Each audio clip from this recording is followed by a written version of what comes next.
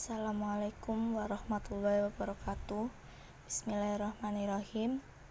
Saya Dwiki Novembri akan mempresentasikan hadis Tarbawi 2 dengan tema pendidik sebagai moderator.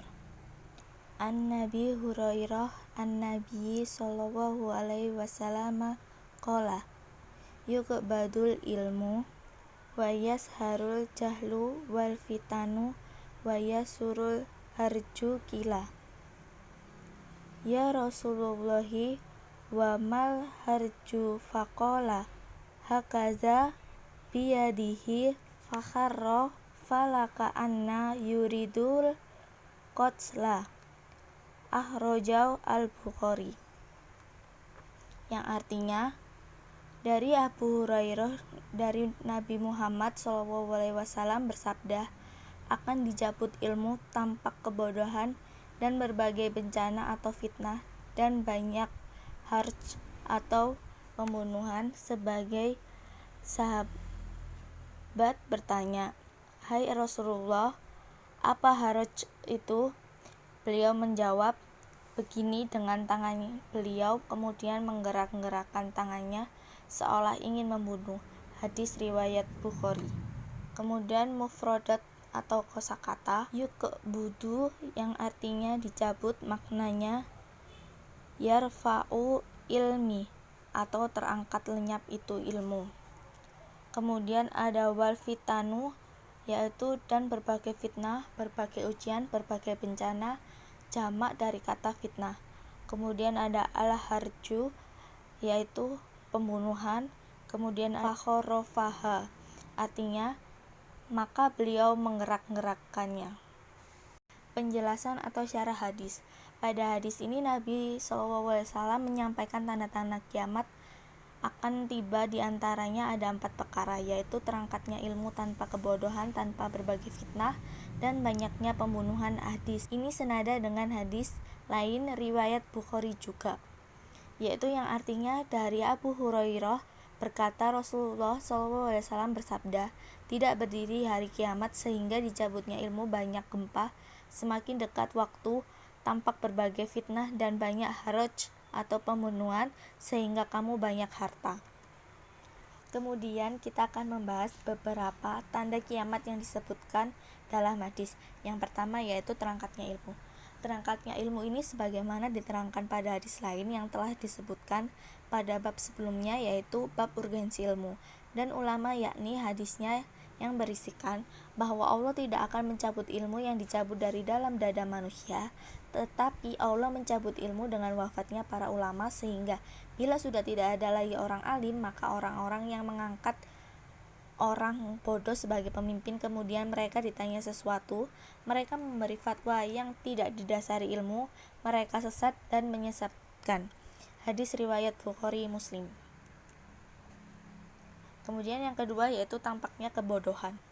Tampak kebodohan di mana-mana merupakan dampak dari terangkatnya ilmu di atas, karena kondisi umat yang sudah tidak menghargai dan tidak mencintai ilmu, tidak mencintai ilmunya, dan ulama yaitu ilmu yang bersumber dari Al-Quran dan hadis Rasulullah SAW.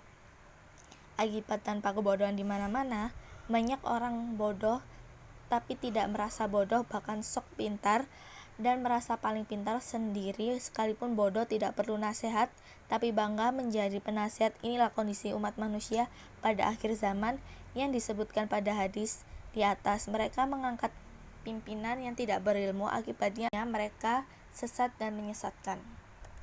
Kemudian yang ketiga yaitu ada tampak berbagai fitnah. Fitnah dalam arti sederhana adalah ujian atau al-ibtilah. Allah berfirman dalam Quran surat Al-Anbiya ayat 35 yang artinya, dan kami uji engkau dengan keburukan dan kebaikan sebagai fitnah atau ujian. Ujian yang menimpa manusia bisa berkaitan dengan berbagai hal, diantaranya berkaitan dengan agama, akidah, harta, anak, jabatan, dan jiwa raga. Dalam suatu hadis yang diriwayatkan oleh Muslim dari Abu Hurairah bahwa Rasulullah SAW bersabda, bersegeralah beramal soleh karena terjadi berbagai fitnah itu bagaikan sepotong malam yang gelap. Pagi hari seorang beriman dan sore hari menjadi kafir. Sore hari beriman dan pagi menjadi kafir yang menjual agamanya dengan harta benda dunia. Hadis riwayat Muslim. Fitnah yang terjadi amat gelap, bagaikan malam manusia tidak melihat cahaya sama sekali, dan manusia tidak melihat sesuatu yang ada di sekelilingnya, melainkan hanya gelap, hitam. Manusia bingung kemana harus pergi. Fitnah yang terjadi yang amat berbahaya digambarkan dalam hadis yang menghalalkan segala cara. Pagi hari beriman, sore hari sudah kafir, atau sebaliknya. Sore hari beriman, pagi hari menjadi kafir. Fitnah itulah yang terjadi karena ia menjual agamanya dengan harta benda, dan sedikit fitnah datang silih berganti dari A hingga Z. Dari hari ke hari, pesan Nabi dalam kondisi seperti ini, hendaklah bersegeralah beramal dan memperbanyak amal soleh. Hanya orang beriman dan beramal saleh yang selamat dari fitnah tersebut. Ya Allah, kami memohon perlindungan kepada Engkau dari segala fitnah lahir dan batin. Kemudian ada banyak pembunuhan. Di antara tanda kiamat banyak haraj atau pembunuhan di mana-mana,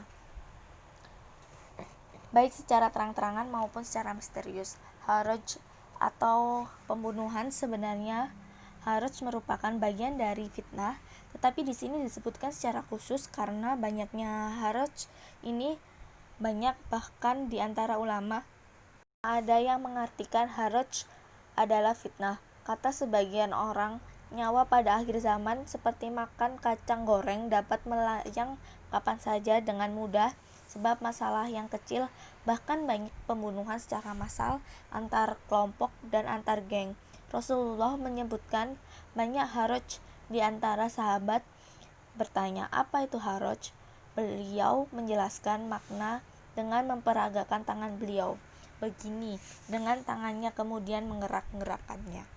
Begitu Rasulullah SAW menjelaskan suatu arti kata yang tidak dimengerti oleh sahabat, tangan beliau mulai dijadikan media untuk menjelaskan. Beliau mendemonstrasikan badan dan tangannya seolah-olah memukul lawan yang ada di hadapannya. Banyak hadis yang seperti ini, di antara lainnya yang pertama yaitu takwa itu di sini. Beliau menunjukkan dada hanya sampai 3 kali. Hadis riwayat Muslim. Kemudian yang kedua, aku diutus jarak aku dan kiamat seperti ini, menunjuk dengan 2 jari yang dipanjangkan. Hadis riwayat Bukhari. Yang ketiga yaitu mukmin dengan mukmin lainnya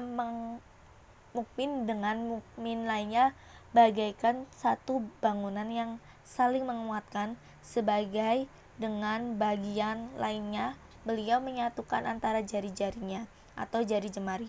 Hadis riwayat Bukhari Muslim. Kemudian prinsip beliau selalu berusaha menyampaikan kalimat beliau dengan menggunakan bahasa yang mudah dan dipahami para sahabat, bahkan terkadang diulang-ulangi sampai 3 kali, dan terkadang menunjukkan dengan jari-jari beliau atau dengan anggota lain. Hal ini dimaksudkan agar kalimat mudah dipahami oleh para sahabat. Dalam hadis ini, beliau menjelaskan dengan gerak-gerakan tangan sesuai dengan makna kata yang dimaksud dengan demikian. Dapat dilakukan bahwa guru sebagai mediator dalam proses pembelajaran. Pelajaran yang dapat dipetik di hadis ini yaitu yang pertama, tanda-tanda kiamat ada 4. Hilangnya ilmu, banyaknya kebodohan, fitnah, dan pembunuhan. Yang kedua yaitu Nabi selalu berusaha menggunakan bahasa yang mudah dipahami oleh para sahabat. Yang ketiga, kesungguhan para sahabat terhadap hadis Nabi.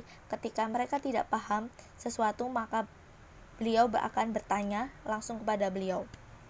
Yang keempat yaitu ketika ada kata-kata Nabi tidak dipahami oleh sahabat, beliau menggunakan media pembelajaran, diantaranya sebagai media. Biografi perawi hadis. Abu Hurairah adalah nama gelar yang diberikan Rasulullah SAW yang artinya bapak kucing.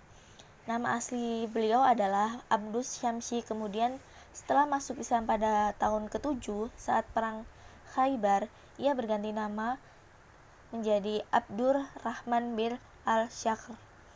Abu Hurairah adalah salah satu seorang sahabat dari penghuni Sufa yang selalu menyertai Rasulullah SAW dan sangat memperhatikan hadis serta selalu menghadiri majelis beliau.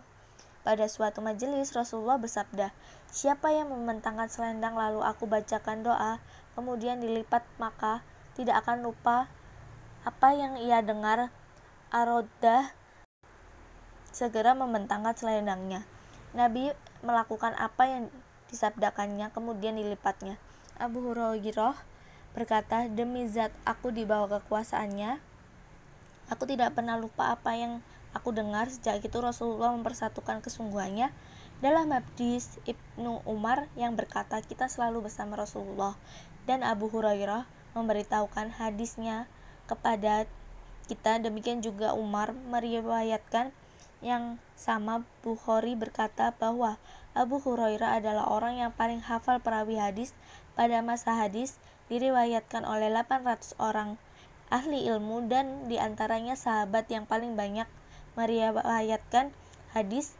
Menurut Baqi bin Mukhlid, ia meriwayatkan hadis sebanyak 5.374 hadis. Abu Hurairah meninggal pada usia 78 tahun pada tahun 59 Hijriah.